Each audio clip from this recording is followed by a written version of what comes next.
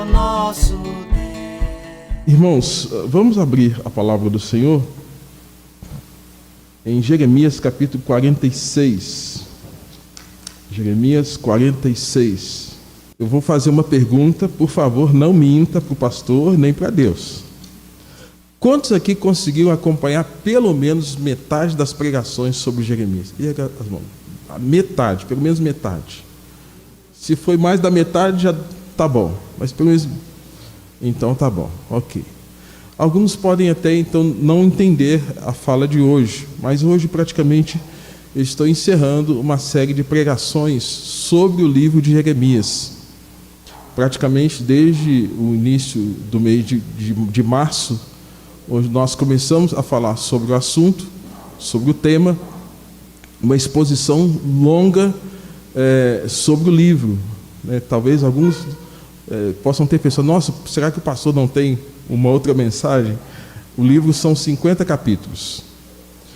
E um sermão expositivo, ele é uma exposição bíblica, não tem outra coisa que se faz, senão a exposição e aplicação daquilo que a Bíblia nos ensina. E Deus me deu graça de poder estudar o livro e reproduzir isso em termos de estudo e de mensagens para a igreja. E eu gostaria então de estar fechando esse ciclo dentro do capítulo 46, verso de número 27 e o verso de número 28. Eu acho que eu vou tirar a máscara para ficar mais fácil para mim aqui, que senão embaixo meu óculos todo.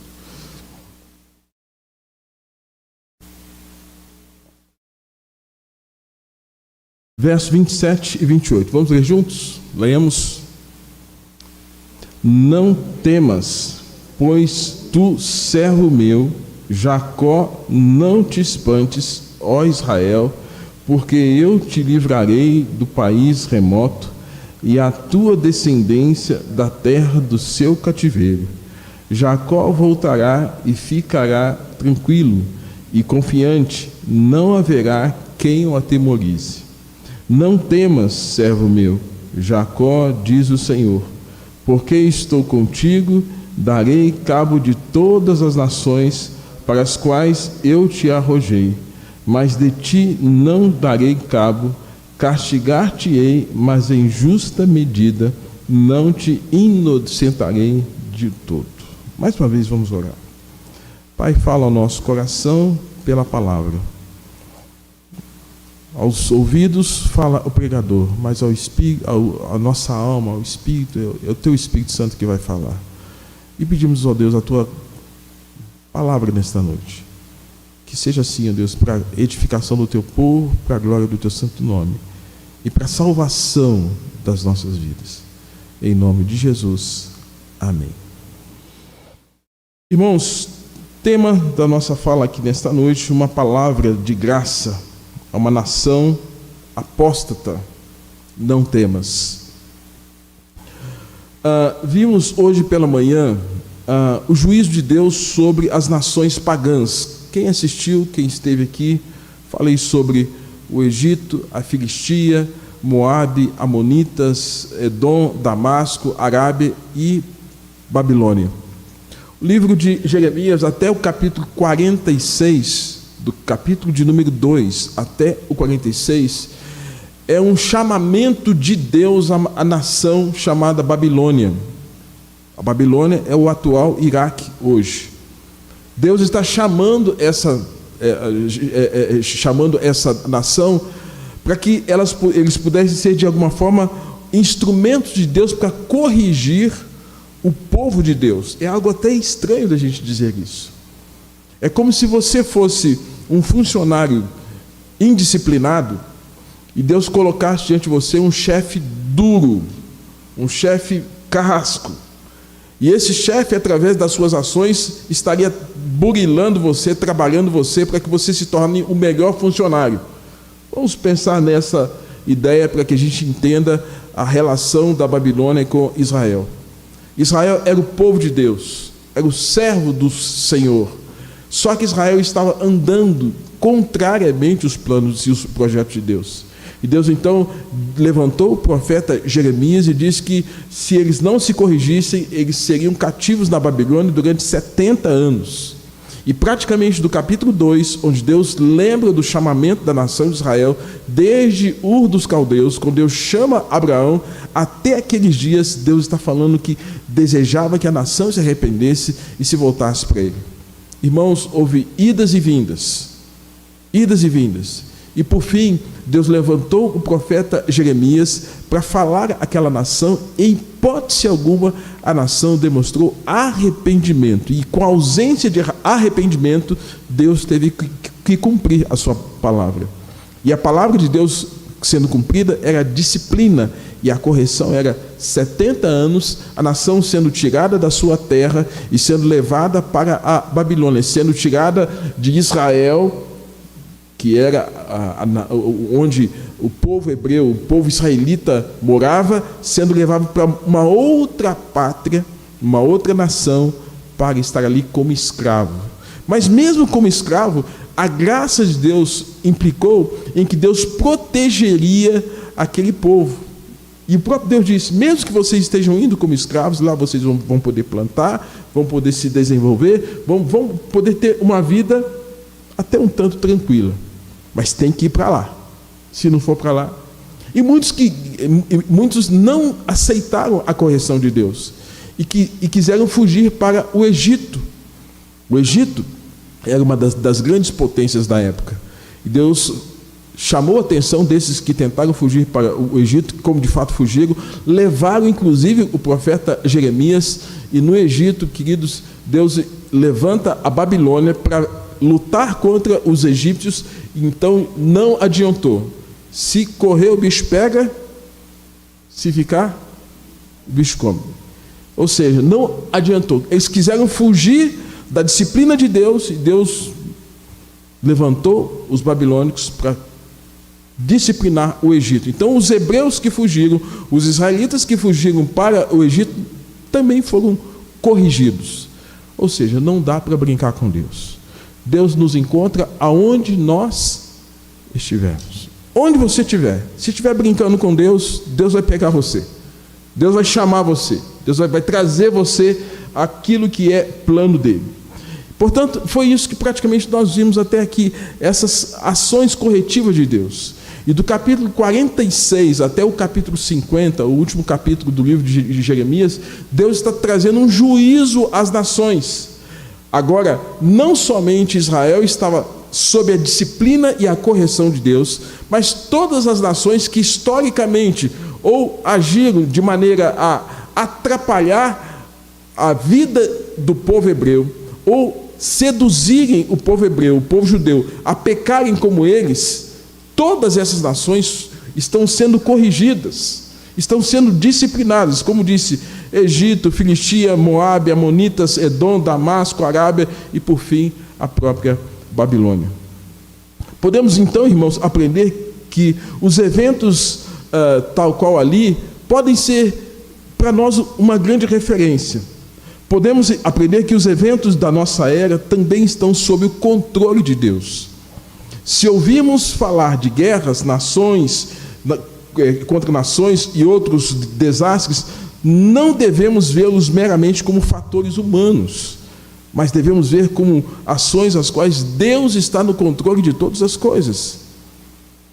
O Senhor reina, a Bíblia nos ensina isso, e seu povo pode se alegrar porque, a despeito de todas as coisas que possam estar acontecendo de maneira ruins, a Bíblia nos ensina que todas as coisas cooperam para o bem daqueles que amam a Deus e são chamados segundo o seu propósito.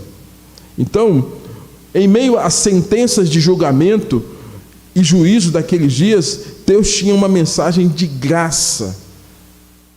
Enxergar graça no momento difícil, enxergar graça no momento de tribulação, era isso que Deus queria que eles entendessem. E Deus fala surpreendentemente ao seu povo apóstata, ou seja, em meio a todo aquele cenário de várias nações pagãs contrárias aos propósitos e aos princípios de Deus, em meio a tudo isso, em meio ao povo de Deus vivendo em desobediência, ainda assim Deus tinha uma palavra de julgamento às nações pagãs, mas uma palavra de esperança ao seu povo. É como hoje, irmãos. Eu tenho dito e repetido aqui em nossa igreja, Covid veio, essa pandemia veio, é um flagelo.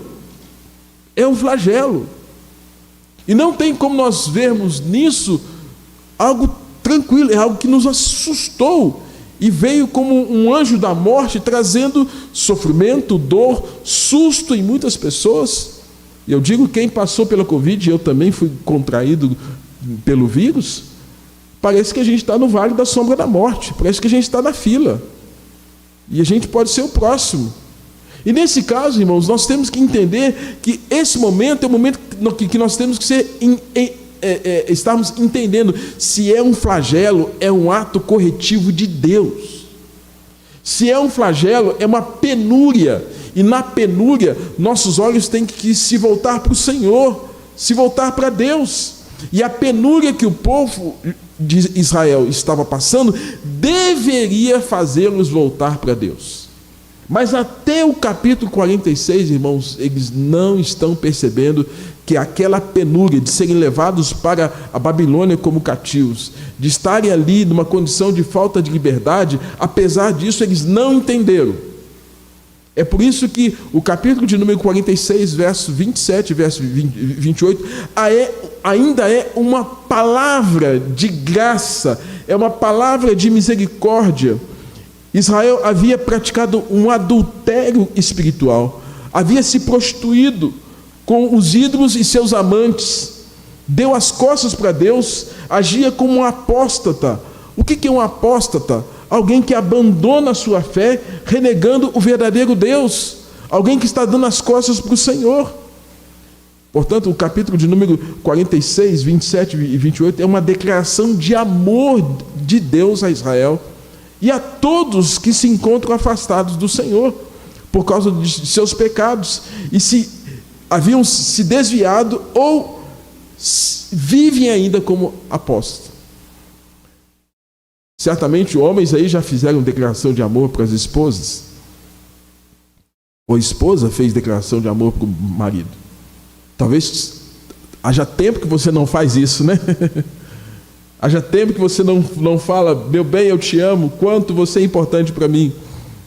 Às vezes o casamento não está tão bem assim, que faz tempo, faz anos que não tem esse afeto e essa palavra de encorajamento. Às vezes o marido é mais emotivo, é mais amoroso, e a mulher é durona. Às vezes a mulher é mais emotiva, o marido é durão. E quanto tempo que às vezes essa esposa está esperando desse marido uma palavra afetiva? Ou então quanto tempo que esse marido está esperando da esposa uma palavra afetiva?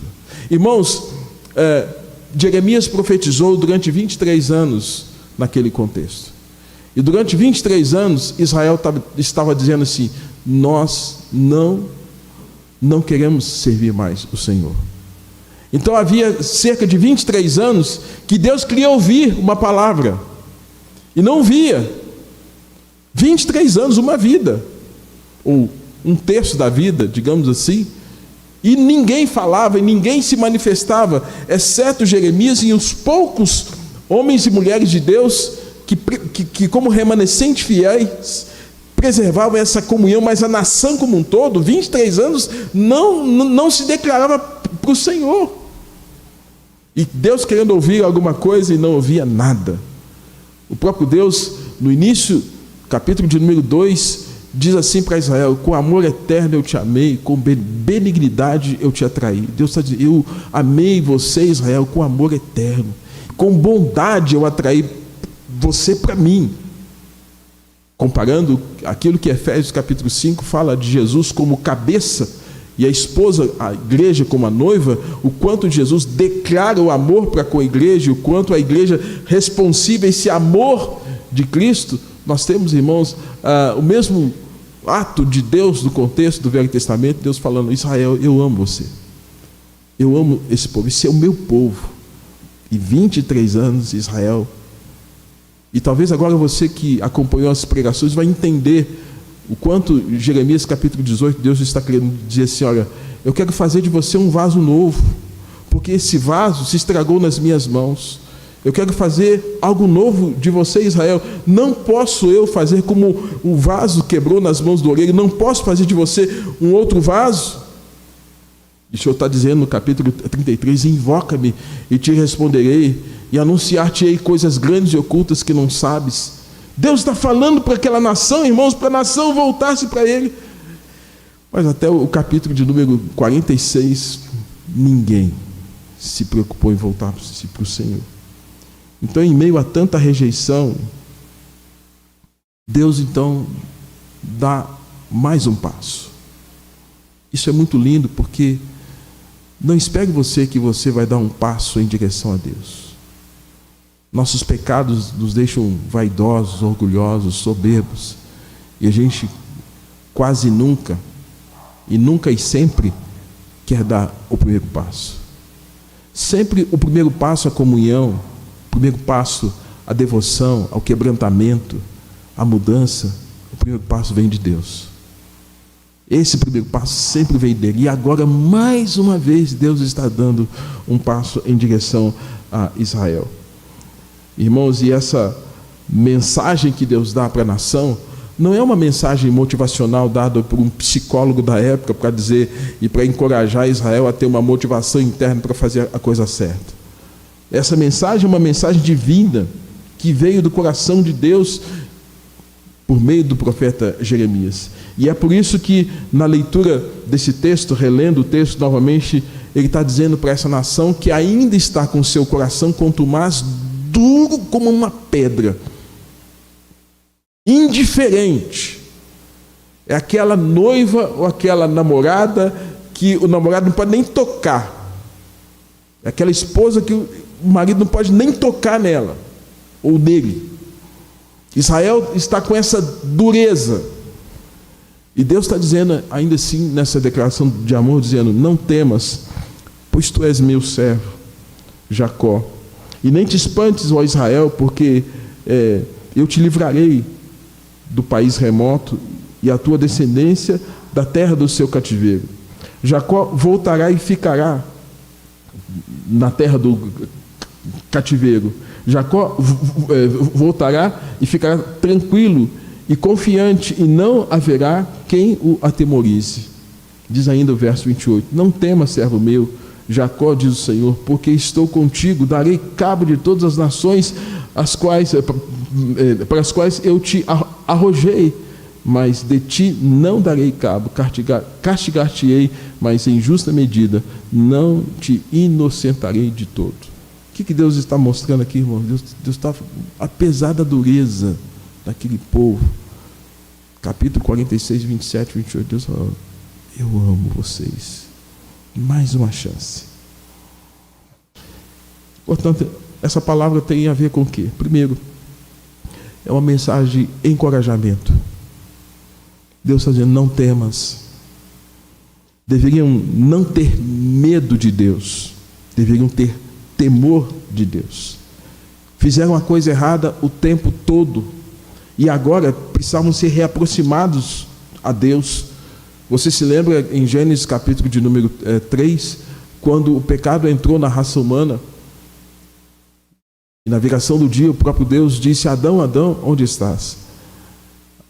A Bíblia nos informa, meus irmãos, que Adão disse: Senhor, ouvi a tua voz, tive.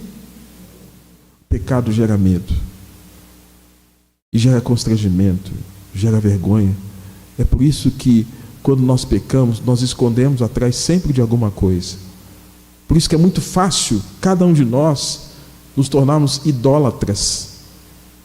E na idolatria de Adão, depois que o pecado entrou, ele encontrou uma árvore para que ele pudesse esconder-se atrás da árvore. Senhor, ouvi a tua voz, tive medo e me... Quando pecamos contra Deus, nos escondemos atrás de cargos, de funções, de posições, de desculpas as mais esfarrapadas possíveis, porque nós não queremos encontrar o Deus Santo, porque reconhecemos as nossas limitações, os nossos pecados, as nossas fragilidades. Israel estava diante desse quadro onde Deus está dizendo: não tenho medo, não temas, não tenho medo, porque o medo afasta, mas o temor aproxima. Lemos Provérbios capítulo 9, o temor do Senhor é o começo É o princípio de sabedoria. Uma mensagem de encorajamento. Segundo, uma mensagem para tranquilizá-los e para equilibrá-los. Quando o Senhor diz assim, não te espantes. Cada palavra, irmãos, Deus está colocando aqui na boca do profeta de maneira bem organizada. Tem gente que não é muito bom para falar e para argumentar, né? Às vezes você lida com pessoas que a própria pessoa fala assim, eu não sou bom com as minhas palavras. Ou é muito prolixo, fala muito, ou fala pouco, ou às vezes não consegue organizar um pensamento adequado. Nosso Deus é um Deus sábio, e Ele organizou cada palavra para dizer àquele povo. Parece que Ele foi detalhando exatamente aquilo que o povo hebreu precisava ouvir. A primeira coisa que Ele disse, olha, não temas, não sejam assombrados pelo medo. E a segunda coisa que Deus está dizendo àquele povo é, olha, não te espantes. Irmãos, o pecado, ele desnorteia qualquer um. Ele faz agigantar aquilo que é pequeno. Ele faz confundir os caminhos e faz com que decisões e percepções não sejam reais. O espanto, ele gera uma percepção errada. Portanto, não espantar significa mantenha o equilíbrio, mantenha o bom senso. Em meio àquela dificuldade de disciplina, eles deveriam ter bom senso, equilíbrio, como agora na pandemia. Há muitas pessoas que estão mentalmente adoecidas por causa do medo, estão espantadas. Muitas pessoas acuadas, que perderam a noção de realidade, que não agem mais com bom senso, que não têm equilíbrio. A disciplina de lá deveria ser vista pelo próprio Deus, ministrando a eles, olha, não te espantes, não fique assombrado, não perca a noção de realidade. Como para nós hoje aqui, onde nós precisamos ter todo o bom senso, o bom tino, a capacidade de avaliação concreta dos fatos que estão à nossa frente, para que nada disso, irmãos, nos tire do ponto de equilíbrio. E tirar-nos do ponto de equilíbrio significa nós vamos perder a percepção correta do que está acontecendo à nossa volta e dentro de nós. Eles estavam sob disciplina, eles estavam sob flagelo. Terceiro, é uma palavra de libertação. A próxima palavra que nós temos aqui, de Deus falando com o povo, não temas, pois tu, meu servo Jacó, nem te espantes, ó Israel, porque eu te livrarei.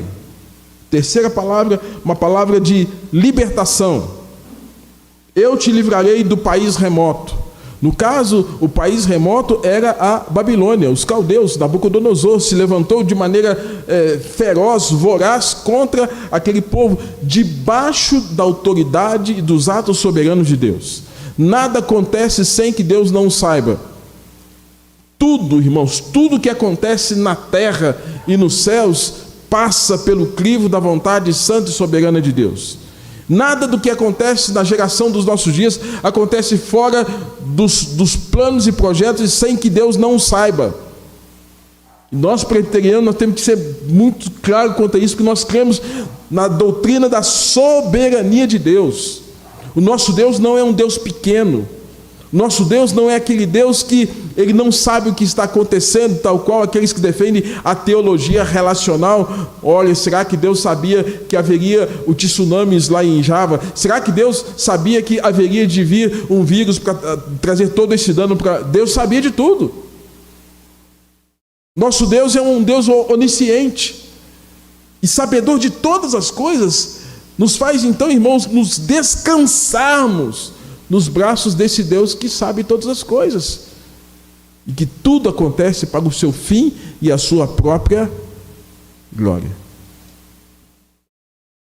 E aqui, o país remoto, a Babilônia, com suas ações, eram de maldade, perversidade, não permaneceu debaixo do... não permanecer debaixo do jugo deles era um grande alívio, mas Deus tinha o tempo certo para que a libertação viesse. A hora certa, o momento certo. Como Deus sabe, irmãos, cada provação que cada um de nós há de passar. Nenhuma provação é eterna, nenhuma tribulação é eterna. Ela tem o seu tempo, ela tem o seu momento. É por isso que Tiago fala: bem-aventurado o homem que suporta com perseverança a provação, porque depois de ter sido aprovado receberá a coroa da vida. Eles haveriam de receber libertação. Nem um dia, nem um segundo a mais, depois daqueles 70 anos. E Deus está dizendo: eu vou libertá-los. Tinha a hora certa, o momento certo. Deus nos chamou, irmãos, à liberdade. Como Deus chamou aquele povo, o povo hebreu, à liberdade. Quarto, era uma palavra tranquilizadora. O verso, na sequência do verso, ele diz assim: não temas, pois tu, servo meu, Jacó, não te espantes, ó Israel, porque eu te livrarei do país remoto e a tua descendência da terra do seu cativeiro. Jacó voltará e ficará tranquilo. Está vendo a construção da linguística do que Deus está falando para aquele povo que está com o coração duro, contumaz, rebelde, debaixo de toda uma situação opressora, e Deus está trazendo uma palavra de graça, de misericórdia, de compaixão e de encorajamento àquele povo, e Deus dizendo assim: agora eu quero que vocês estejam atentos, porque eu vou trazer um tempo de tranquilidade para vocês. Jacó voltará e ficará tranquilo. Irmãos, aqui nós temos uma promessa. A Bíblia, ela tem mandamentos e tem o quê? Promessas. Os mandamentos não são penosos. O Salmo de número 19 nos ensina que os mandamentos do Senhor são límpidos. Os mandamentos do Senhor permanecem para sempre e todos igualmente justos, desejáveis mais do que o ouro depurado. Mas a Bíblia nos ensina, irmãos, que esse Deus, ele tem promessas grandiosas para nós, e aqui ele está dizendo que ele tinha uma promessa para aquele povo. Quem não conhece a Deus não vive debaixo de promessa. Quem não conhece a Deus vive aquilo que Paulo vai nos ensinar na perspectiva do Novo Testamento, que ele diz: aquele que não crê no Senhor, que não crê na ressurreição, que não tem esperança, ele diz: comamos e bebamos, porque amanhã não tem nada para perder. Mas quem pensa assim é que não tem esperança. Quem pensa assim é porque acha que a vida se confina apenas a esse tempo aqui e agora. Israel, irmãos, tinha a promessa, grandes promessas de Deus, e a promessa que eles tinham no contexto do Velho Testamento, cerca de 3.000 anos antes, era a promessa do Messias.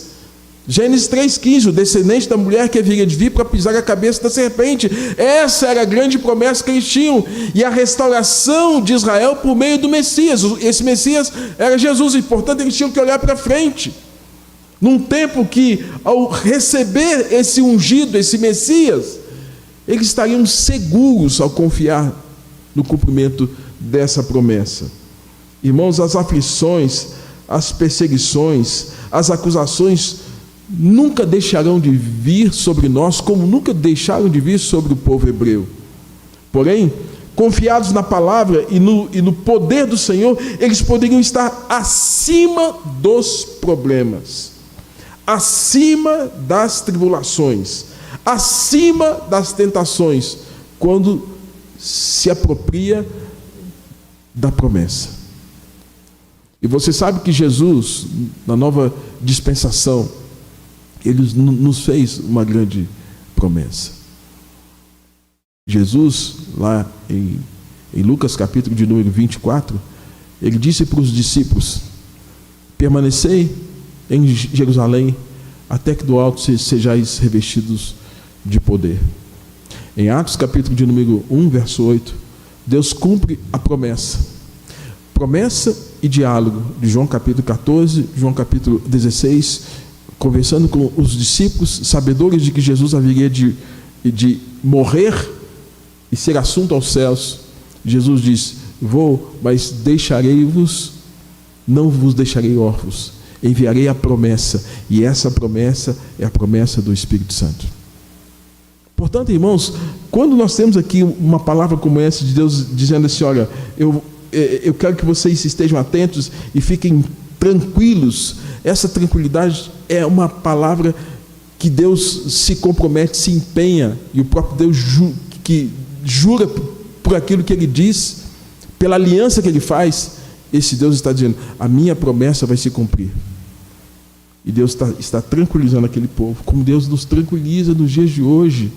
Por isso que é inconcebível um crente não depender de uma vida na presença de Deus, sobretudo em dias tão difíceis como os de hoje, sem a presença consoladora e confortadora do Espírito Santo, que nos faz crer nas promessas e que ao mesmo tempo consola e conforta o nosso coração diante dos tempos difíceis. Para aquele povo apóstata, ainda tinha esperança. Para aquele povo apóstata, eles estavam recebendo uma palavra de paz. Vocês vão ficar tranquilos, haverá paz, haverá ausência de perturbação, porque tranquilidade, irmãos, entendo que você está tranquilo. A despeito, como nós cantamos, essa paz que sinto em minha alma, não é porque tudo vai bem. Você pode ter tribulações, dificuldades, tormentos, mas quando você tem a presença de Deus, você está acima dos problemas e não engolido por eles. Deus estava dando uma palavra tremenda para aquele povo rebelde, contumaz, como nos dias de hoje, nessa geração onde as pessoas não querem saber de Deus, estão mais preocupados com a sua sobrevivência do que com a sua vida de fé. E a despeito disso, Deus tem nos dado palavra, palavra, palavra, palavra. Como disse, irmãos, a iniciativa é sempre de Deus. Deus dando o primeiro passo. Quinta palavra de estímulo, de encorajamento, uma palavra de estímulo à fé, quando o próprio Deus nos ensina que Jacó voltará e ficará tranquilo e confiante. Tranquilidade e confiança, mas não é qualquer confiança. Não era fé em qualquer Deus, não era fé em Azerá, não era fé em Milcom, não era fé em Tamuz, os deuses do contexto daqueles dias.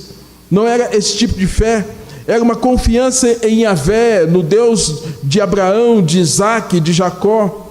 Era fé no Deus de Davi, no Deus dos vossos pais. Era a mesma fé que foi dada a Abraão, a mesma confiança que fez com que Abraão saísse de Ur dos Caldeus e caminhasse até onde Deus haveria de lhe mostrar. A mesma fé que fez com que Abraão pegasse seu filho Isaque, depois de 25 anos de espera, e Deus colocasse aquele menino no altar, onde Hebreus vai dizer que Abraão cria que mesmo que se Isaque fosse imolado e morto naquela hora, Deus haveria de fazer ajuntar os ossos, ajuntar os órgãos, Deus levantaria aquela criança. Isso é fé.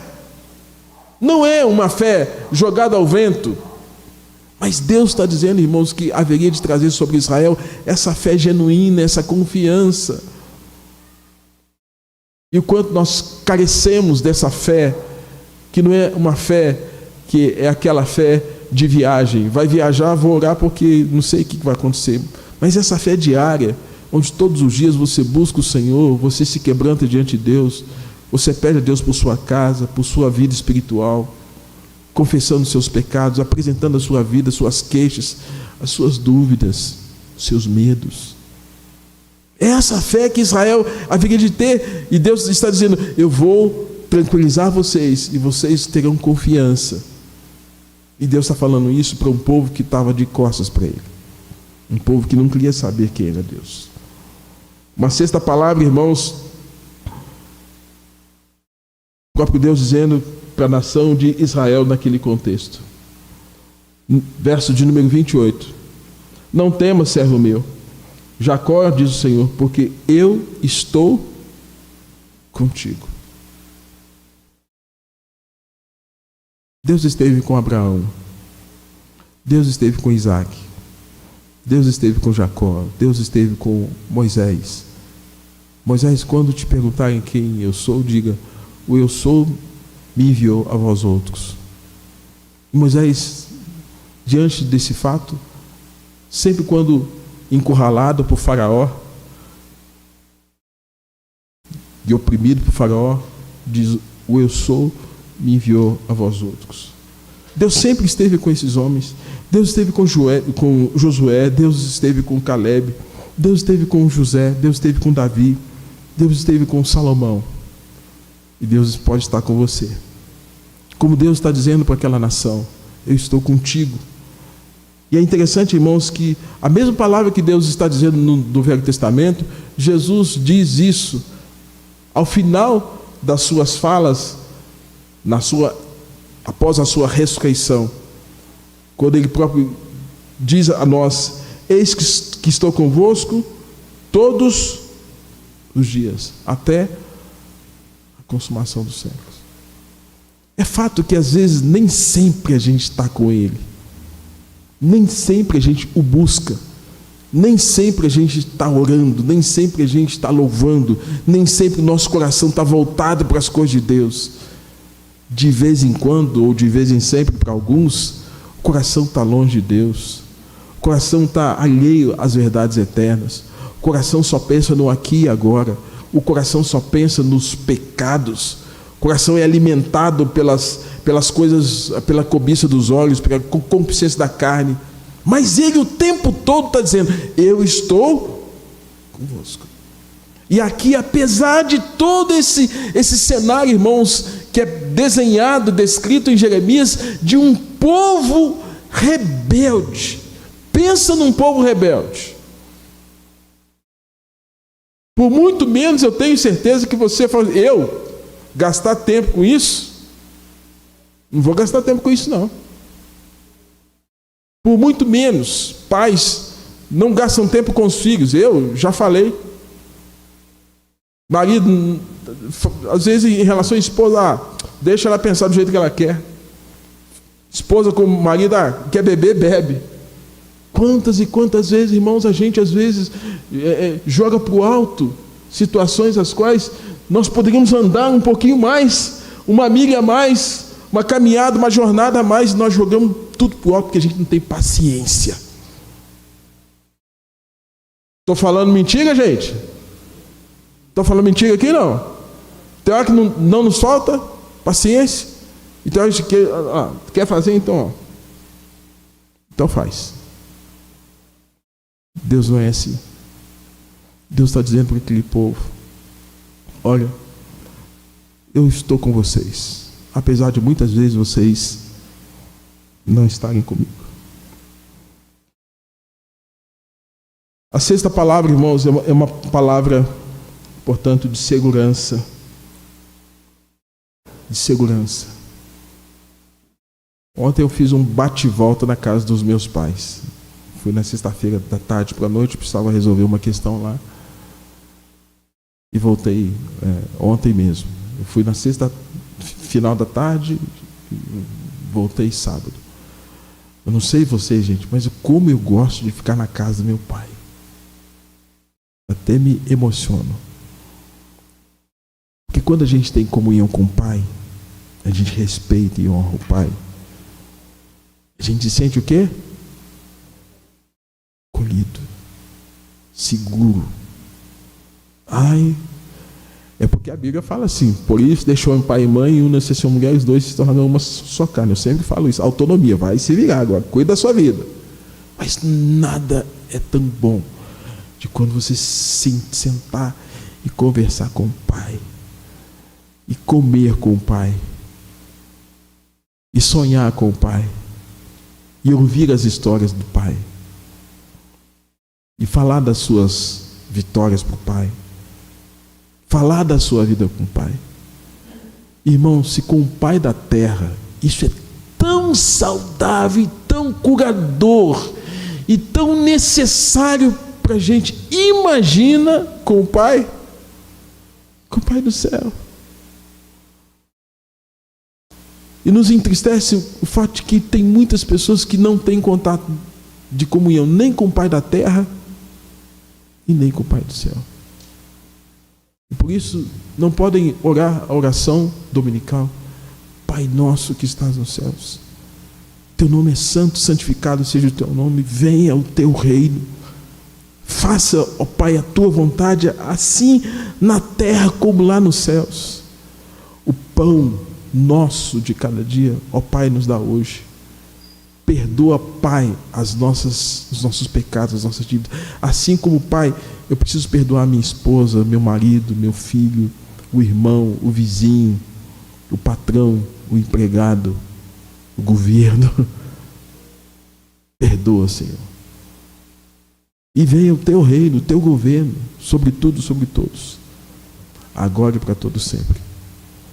Irmãos, Israel tinha o privilégio de ter uma fala do Pai do céu dizendo: olha, eu estou com vocês, eu quero dar essa segurança para vocês, por mais que vocês sejam rebeldes, vocês tinham que estar na fundação casa, eu estou contigo.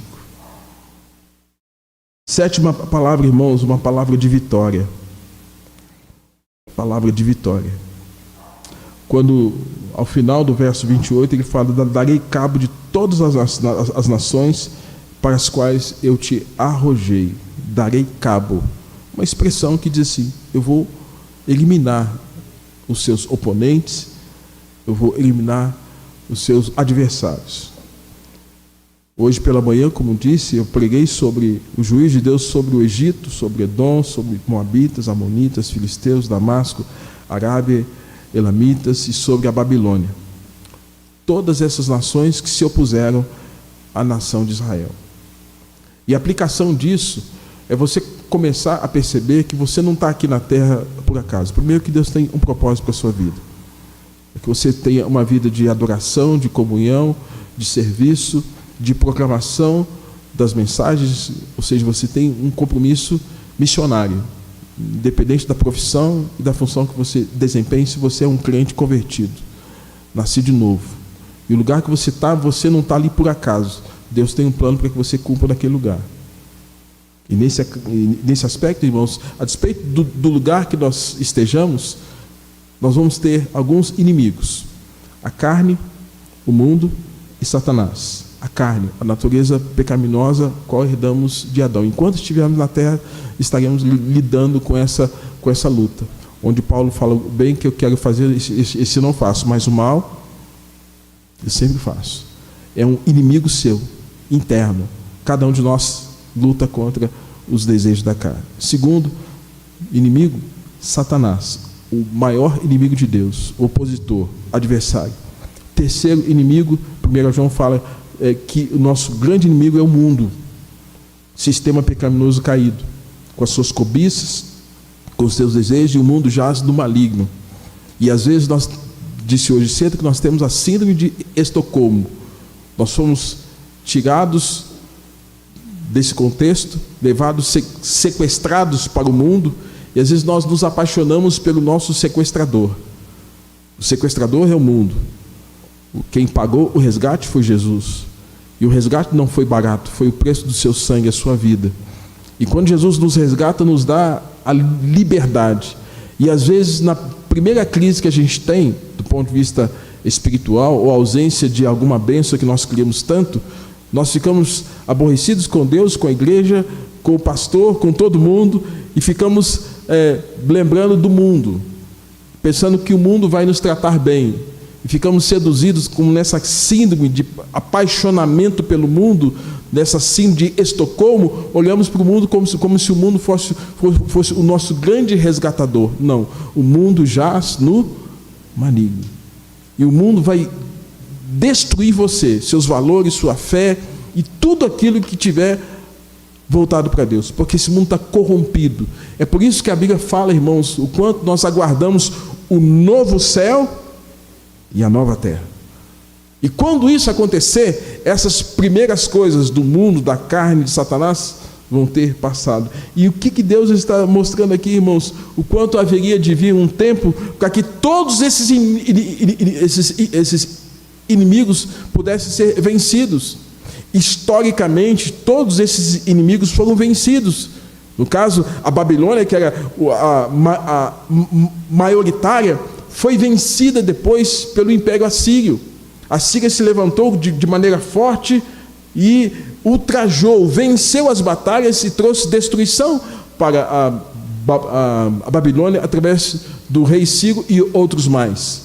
Mas o fato, irmãos, é que naquele contexto Deus estava dizendo para a nação de Israel, seus inimigos vão passar. Você vai ser vitoriosa. E amados, é interessante que menos para Israel haveria uma sentença definitiva. Para todas as nações haveria uma sentença definitiva, mas para os judeus, eles receberam uma nova oportunidade para recomeçar. E esse recomeço tinha a ver com o futuro retorno do cativeiro da Babilônia para a sua terra novamente. A metáfora, o ensino que nós temos aqui, irmãos, que nós podemos aplicar, nós hoje estamos num cativeiro. Contexto de terra, de mundo hoje, nós somos peregrinos nessa terra estranha. Somos cativeiros, estamos nesse cativeiro, o qual Jesus se apresentou como nosso libertador. Ele já nos libertou do império das trevas. Ele já nos deu a carta de alforria. Paulo fala em Romanos, capítulo de número 8, nós já não estamos mais debaixo de condenação. Mas os teólogos, dentre eles, Anthony Huckman, ele fala que nós estamos numa tensão entre o já e o ainda não. Nós já fomos salvos, mas ainda não somos completamente salvos, porque estamos nesse corpo e nesse tempo. Mas quando Jesus voltar, nós subiremos com Ele. Ou aqueles que já estão, que foram chamados até então, aguardarão a ressurreição do corpo, para essa reunião.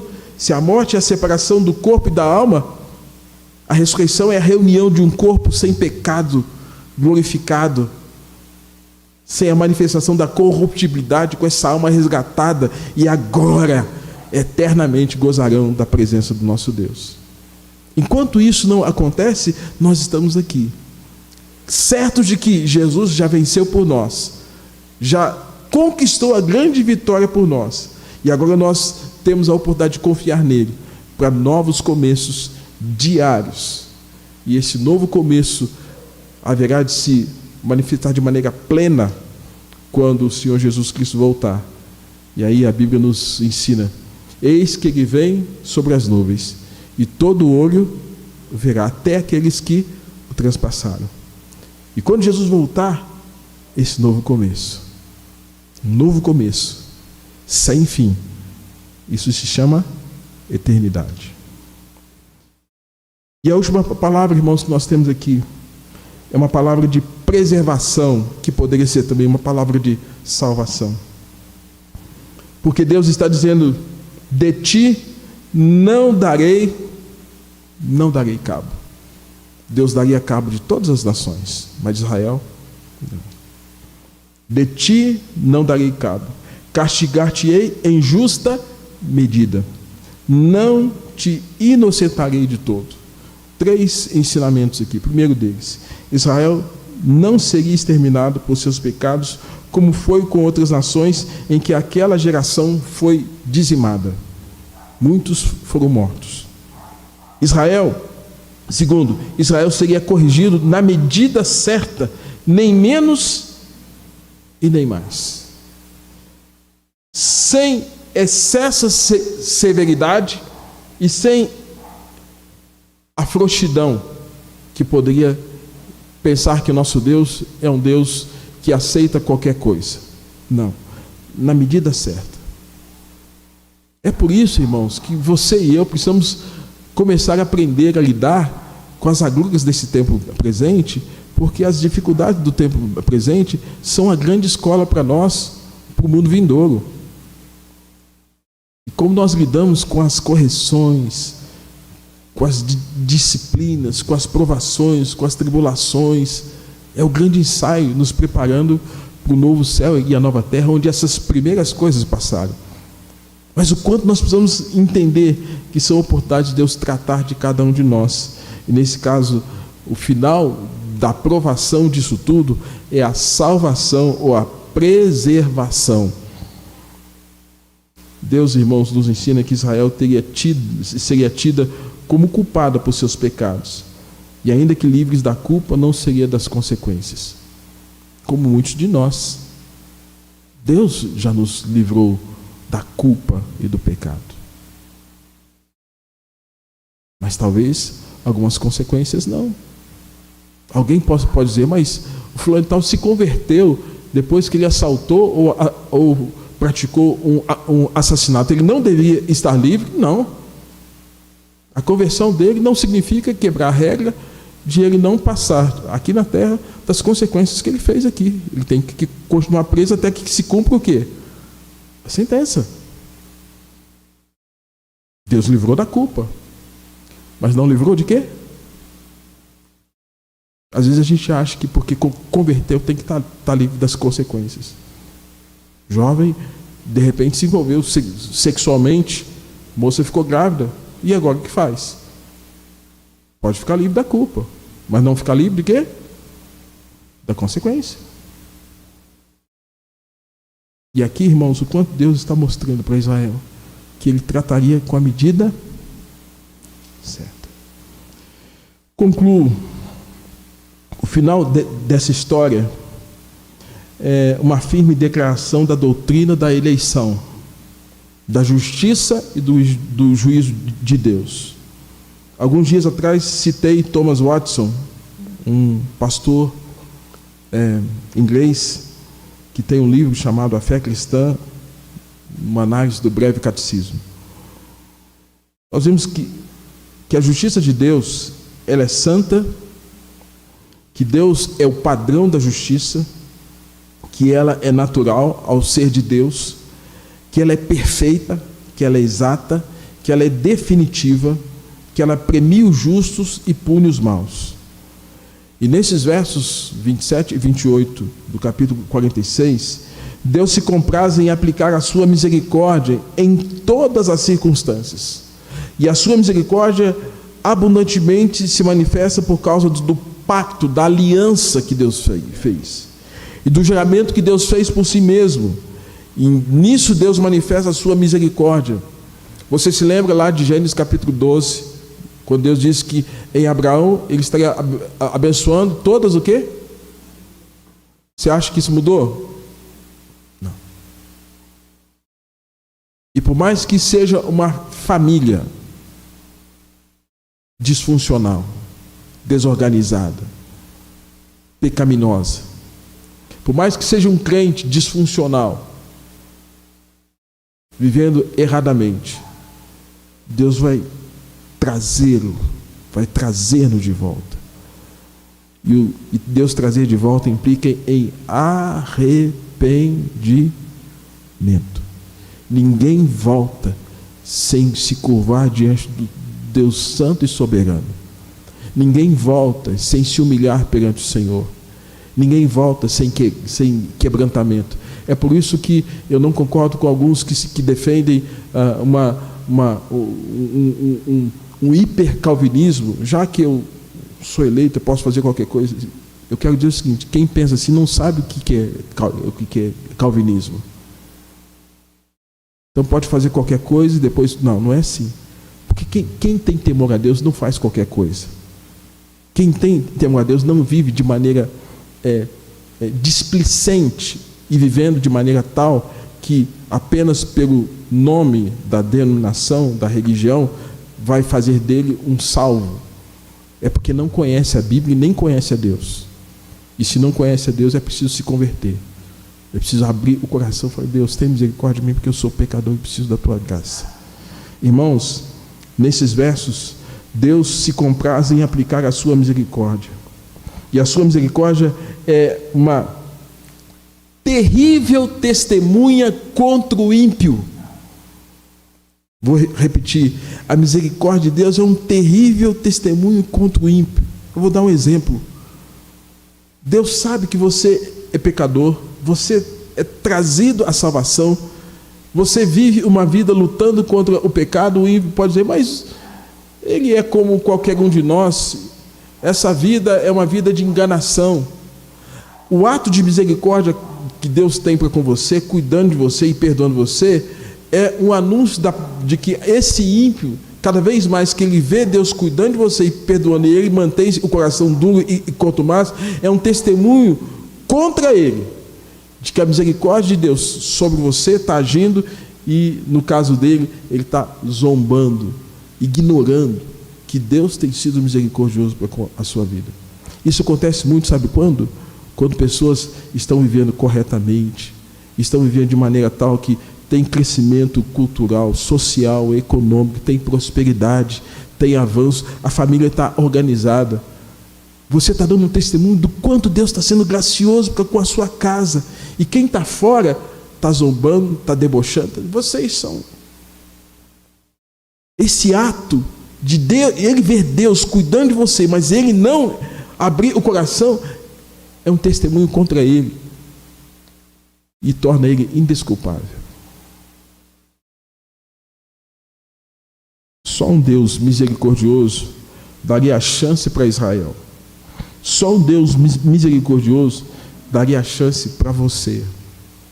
Só um Deus misericordioso daria a chance para mim. E nesta noite,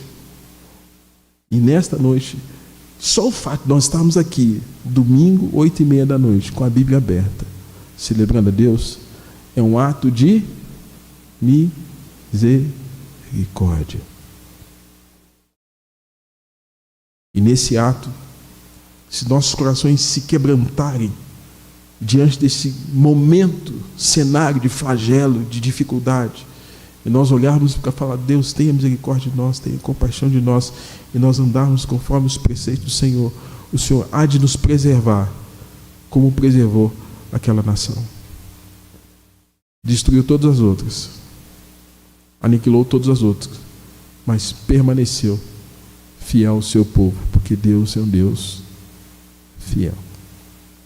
Que você, portanto, nesta noite, possa estar atento ao que Deus ministra dentro do livro de Jeremias.